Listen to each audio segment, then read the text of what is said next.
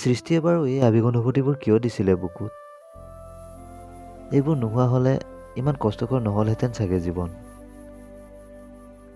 অসহায় হৈ পৰিছোঁ নিসংগতাৰে যুঁজি যুঁজি, ভাগৰি পৰিছোঁ বাস্তৱৰ পৰা পলাই ফুৰি।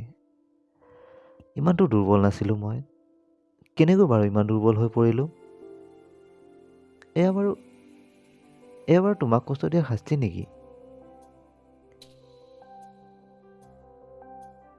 ভাবিছিলোঁ তুমি আঁতৰি গ'লেও জীৱনটো ঠিকে ঠাকে কটাই দিব পাৰিম।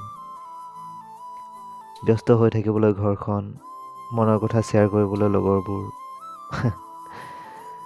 আজি বন্ধুবৰ্গ নিজৰ নিজৰ জীৱনক লৈ ব্যস্ত, আৰু মই নিজৰ লগতে কথা পাতি যুঁজি যুঁজি ভাগৰি পৰিছোঁ। হয়তো এনে সময়তে মানুহ এজনক প্ৰিয়জনৰ প্ৰয়োজন হয়। যেনেকৈ মোৰ জীৱনত আজি তোমাৰ প্ৰয়োজন খুবেই অনুভৱ কৰিছোঁ।